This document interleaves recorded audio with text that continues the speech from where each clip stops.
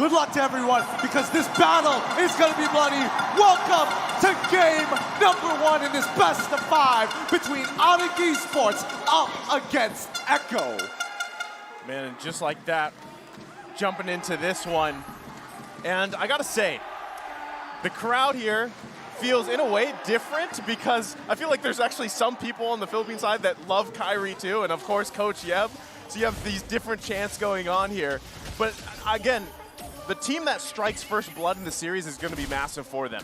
For sure. And honestly, I feel like no matter what, the Philippines is winning at the end of the day, whether you like it or not. There's a player and a coach from the side of Onyx, but this is Melissa's debut. Assassin Dave, walk me through these lanes. What should we expect in these early laning phases and where their resources should be invested in? I mean, it seems like so far, early game, it's been pretty peaceful on both sides. In bottom lane, it's a Joy versus a Grok. If you be a little bit tanky on Grok, Joy's not going to do anything. The same thing, vice versa, other side. But speaking of that, in the mid lane, though, yep, Keyboy. Keyboy's find a little bit of poke, but not going to be too much. On the top side, Lunox versus Melissa, it's going to be like similar stuff. Like, you know, even trade off, but you're not going to see too much. It's going to be pretty peaceful laning phase. Again, it comes down to Keyboy versus Yaoi. Who is going to engage first? Keyboy does have the early game advantage because he is Kufra. Speaking of that, here we go. Not looking good here. Onic Esports wants the first blood. Kyrie on the mark. Able to take down Yaoi with that Death Sonata, and it just played out so perfectly. I don't know about you, but it does kind of feel that Onic needs to make that first move all the time. They cannot play defensively against Echo, and Echo generally is going to be much better at the counter-engaging, stopping this aggression. So now they have to take full advantage of the early game to start their lead. Man, and right now with this first turtle being up here, already having that advantage, but it's going to be Carl Teasy that starts us up. Notice too, Sands has that Divine Judgment available to them. They've got the numbers advantage. They've got the space here. They're going to go in. The flicker comes in. Turtle still going to be up here. Donnie comes out. Kyrie able to secure it, though. They're still going to continue. Sanford going in. Boots trying to get away here. Carl Teasy, a Razor's Wrath. Can't get a kill, though. Onic Esports taking the turtle. Wow, that was disgustingly close to a steal there coming in from the Xavier overall. Didn't have the Enlightened form just yet, but if he did, I think that might have been the difference maker. But so far, Echo played it well. They only got caught off once, way before the turtle. But in that situation, you would expect more from Onic. They're playing more discipline this time and showing a lot of respect to Echo. And this is why this is a grand final worthy type of level gameplay, right? You saw the turtle gameplay. It's Sanford on the Joy going to the backline, but Kurfa, Keyboy with a beautiful skill 2, canceling the skill 2 of Joy, so Joy cannot dash, which allowed Kyrie to have the room to dish out the damage. Same with the Grok, same with Boost, right? Beautiful zonage to the entire side of Echo, which allowed the Granger to secure the turtle and actually walk away safely. You know, I actually thought Echo was going to find like a retaliation, a kill or two, especially on Boots, who was so deep. But their objective was really clear and execution was crystal. Yeah, I think they also understand that right now isn't the time to fight. They do have their ultimates, and yes, they're a little bit more ultimate reliant, but at the end of the day, it's still the items, the numbers here. TZ might be in some trouble. Okay, they jump in for Carl Teasy. Should be fine, though, but it's 4 members here for Onic Esports. They're going to back off for now, and, you know, like you guys were saying, it's really... Echo Philippines does not have the firepower yet, especially, we don't actually know how this Melissa is going to work out so far because it's the first time it's come out in the tournament. And you do know that Melissa needs some time to build up here.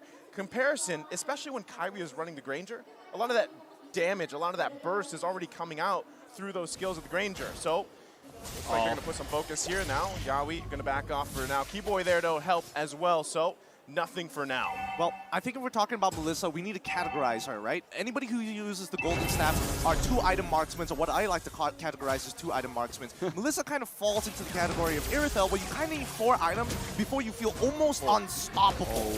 Well, there we go. Yeah, we're going to flicker in. Divine Judgment. They're going to find Boots. He wild charges out, though. Carl Teasy securing the turtle for now. They might still press the situation here. Keyboy going to take a couple hits. Should be able to disengage just fine.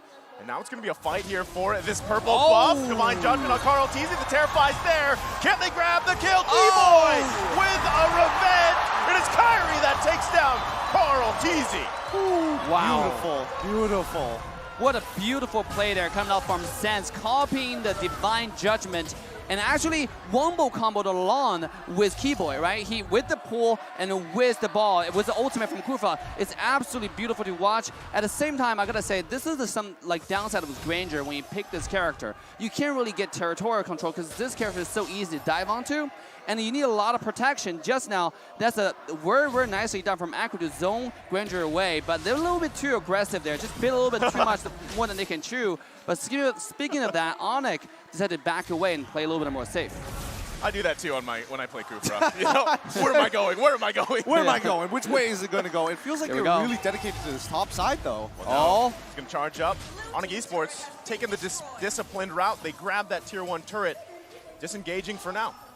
I think overall, Onic, again, very nice aggression that we're seeing from them. But also, the fact is that Sans has that flexibility. They don't necessarily have to take the Divine Judgment. It's just a really powerful ability overall. And it feels like a waste to not take it, especially when CallTZ wants to peel for the rest of the team. So the easiest answer, just pull that front line away and jump right in to open with the Death Sonata. And also, I gotta say, Echo, despite the little bit defeat in the early game, just now when they have 2 dash, but think about going to the long term, going to the late game, right? The skilling game is definitely leaning towards Echo's favor. They have the Melissa late game. It's a attack speed marksman going to late game. He's going to shred every single frontline tank, right? I'm talking about Boost is not even a tank. He's going to build damage, a little bit of hybrid. Keyboy is just going to disappear if he goes in and misses the skills. Now, the thing here is the playmaker is the wombo combo. Is Kyrie going to sync with Boost and Keyboy to jump in together, which I'll find out. Here we go, the third and last turtle of this game. Well, Kyrie going to commit the ultimate here.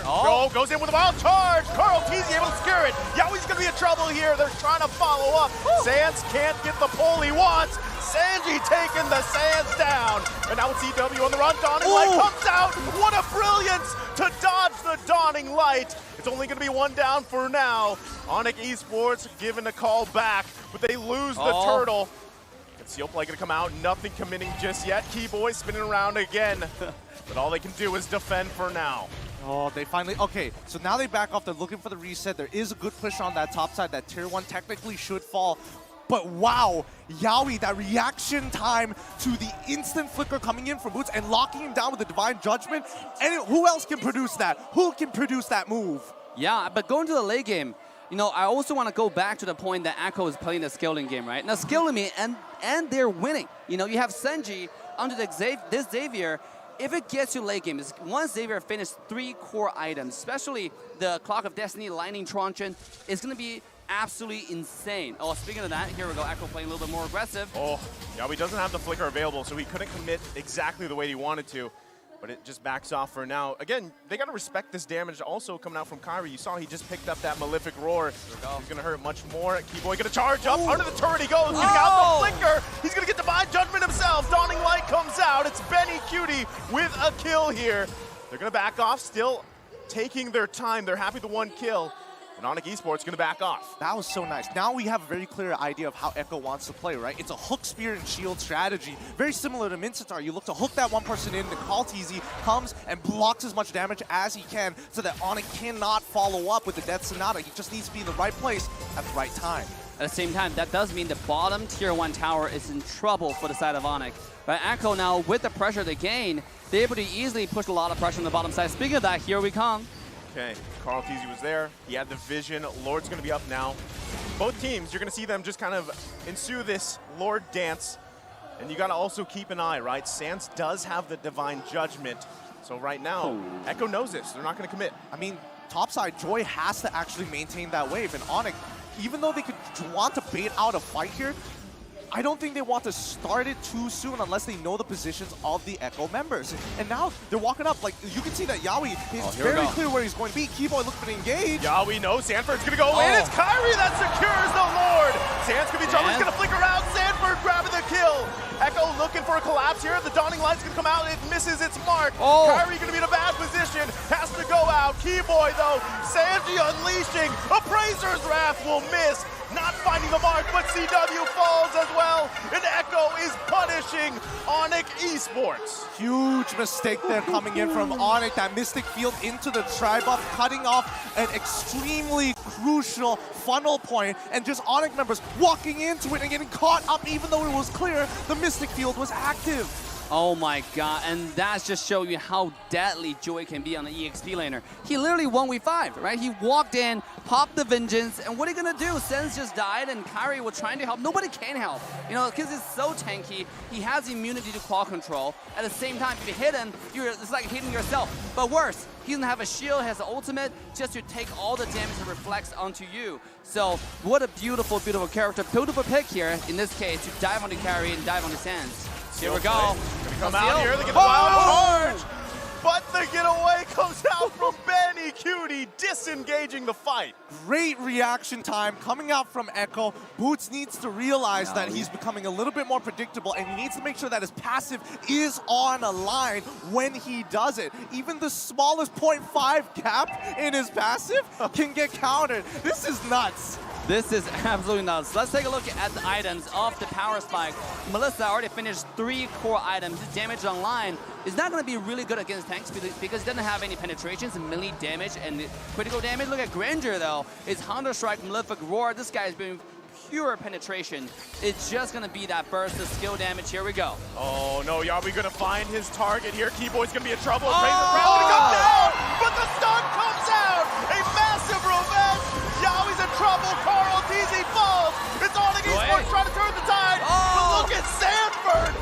Double kill for Benny Cutie as well. It looked so good, but it turned out bad for Onic Esports. What a counter engage here. You think you're gonna take out your boy Keyboy. He makes the play after absorbing and soaking so much, but Benny QT, Inspire and a quick puppet chunking out 4 people at once. I have to see his items. I need to know, how did he do this? He is building pure burst right now. Speaking of that, it also is a tough task for CW. He has to find the flanks, he has to find the Ruby DD combo onto the backline, because if he doesn't, this is going to spell trouble or doom for Onic Esports. I mean, again, this is a skilling game. The later it gets, the worse it gets, and there are 2 hyper carries for Echo side, right? You have to worry about the Xavier, you have to worry about the Joy, you have to worry about the Melissa. I mean, which one do you go to? As long as they don't overlap the position, you have to find the most important one. I think at this point right now, it is going to be Benny QT. Yeah, it's, I mean, you have a really big decision here to make on who you're going to focus if you're Onic Esports here. And especially if Sands can get that Divine Judgment. They're going to force Echo back off this Lord the best they can, but Carl TZ still going to continue it.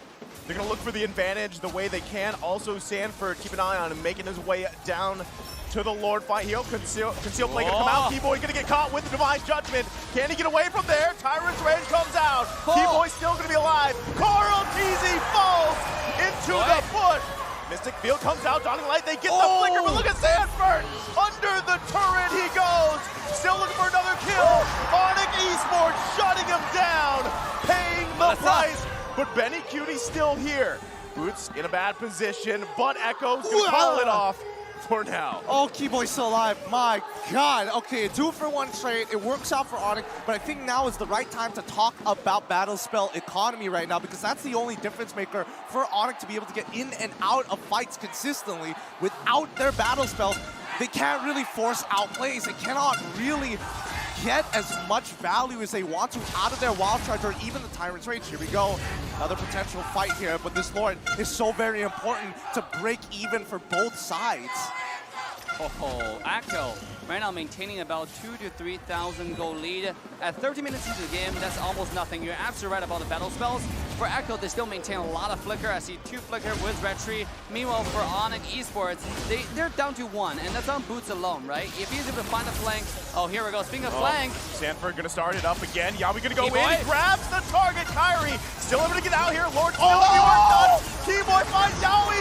Carl TZ gets the retribution off. And Benny Cutie gonna be able to unleash here. It's a double for now. Echo Philippines still gonna look for another. Mystic Field comes out. The Dawning Light finding 2. Sanford pressing the situation. Kyrie, the outplay comes out. It's Sandy that falls. Oh, that has got to feel so bad for Sanford. He popped the Vengeance, he had everything, but the damage was just way too much. Sans, please don't die here. Okay, he's still alive, but it's terrible. Benny Cutie. Okay, is he okay? Are we He's good all right, now? he's all right. All right. My blood pressure isn't, though. Oh my god, what a back and forth game so far. The team fight, just when you think it's gonna lean towards one side, it turns around and lean towards the other side. I mean, at this point, like, I don't even know. Onic can still have a chance because their mechanic is so good. You've seen the dive just now come from Sanford. I really thought Sanford was gonna get to the backline and kill Sans along with Kyrie, but that's not what happened. They turned it around. Can I just say, Melissa's having an amazing debut here in M4, and that's what we're seeing. You know, Sans able to get that divine judgment that could be crucial for them. They gotta be careful here how they juggle this Lord around, protecting the top side here. Seal play is committed. Onic Esports still gonna hold on just fine for now. Sanford trying to clear at that mid lane. Onic Esports still able to hold the high ground for now. Everybody getting in position here. The first one to pull the trigger, it's Onic Philippines that backs off. All right, if we're looking at the total gold between both of these teams, even though Echo has a 3.1k gold lead, if we're talking about power spikes here, Onic, their core members should have the right items. We're looking, yes, Ludox, 4 items already completed. We're looking at Granger, expected to have 4 items, no problem. Same goes for the Valentina, but on the opposite end, we're seeing that even Xavier, he's ready to party now. He's scaled and almost maxed out his items. I do want to point out, Melissa have Athena shield.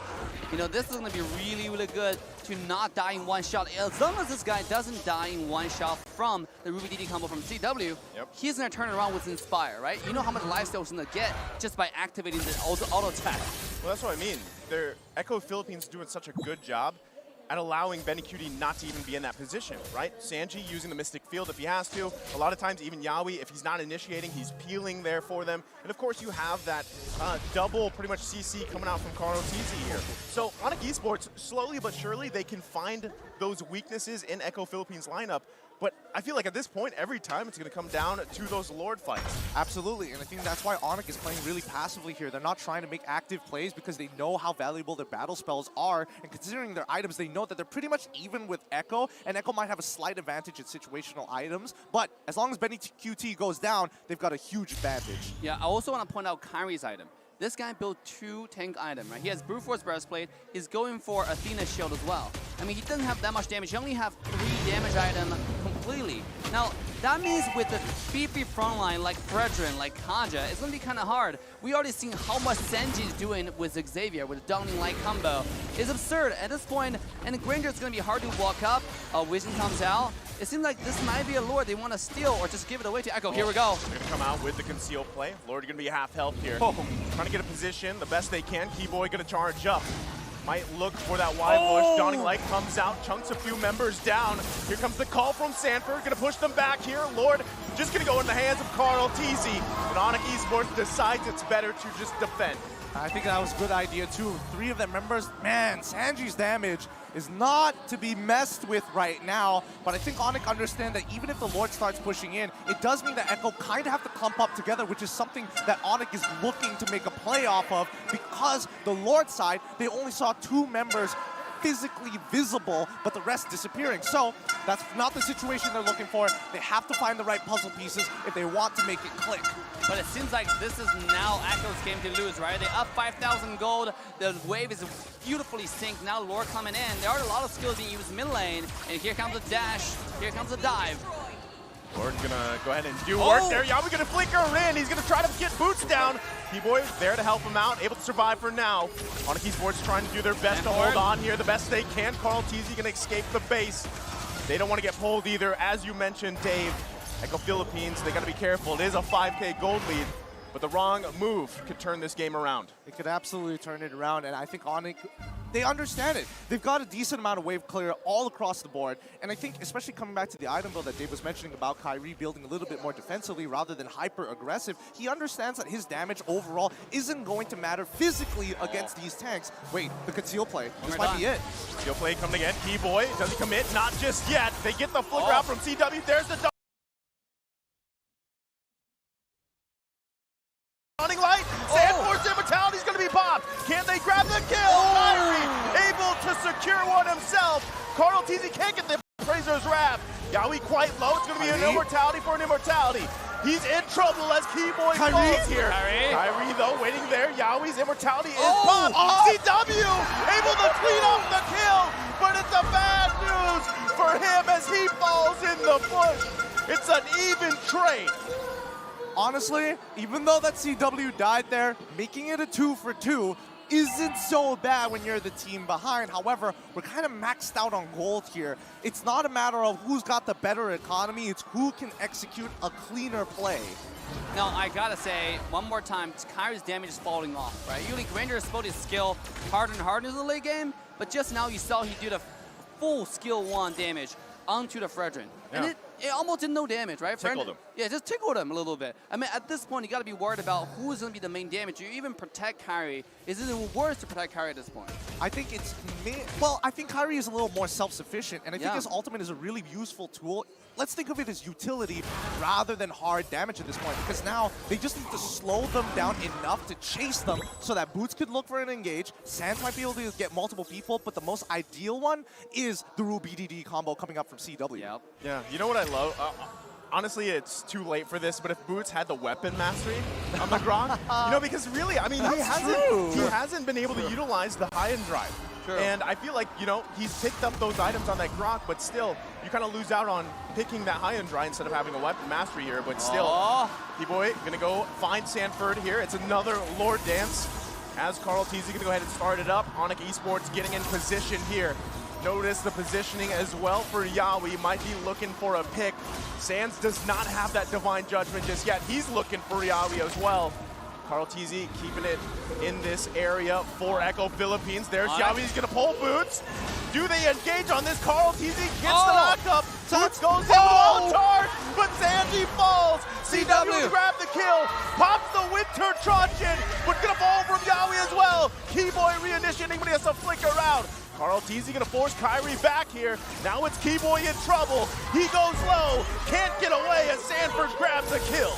I mean, this is double core we're talking about. Xavier is a core, yes, you can kill Xavier, but what about Benny QT? Right, the Melissa, the scariest person on the map right now. That person's untouched. This two never overlap the position. That means there's only one person CW can kill, right, at this point. And it's so hard, even if he gets on Benny QT, because the Athena shield is making it impossible to kill as well. Yeah. So, I mean, at this point, this is looking increasingly bad for the side of Onic Esports. For sure. I think Onic have a really tough road ahead of them. I feel like Echo has some good protocols, and I think, teams especially need to understand, or maybe even learn from this game from Echo specifically, the positioning that they have around these lords. It feels like you cannot fail.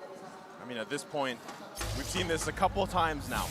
Onic Esports going to have to do the defense game for this Lord marching on top, and every time it's going to give it a little bit harder and harder. And really, I mean, if even the previous fight, Sands, again, was not able to have that Divine Judgment, and that is the key ultimate that he wants to take here, because then at least you can be the one to initiate these fights, especially in the defense of this base.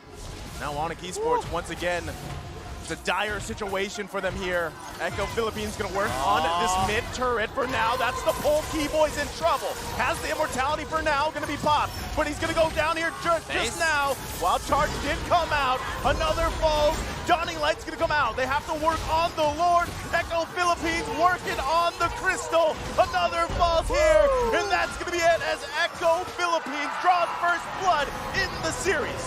GG, well played. Echo take game number 1, and the Filipino fans here at M4 are going wild. But this is only the first of a best of 5. Things could easily change, and we have to take a breather for a moment here. Really think about this for a moment, because this technically was the inevitable outcome if it was stretched out for this long.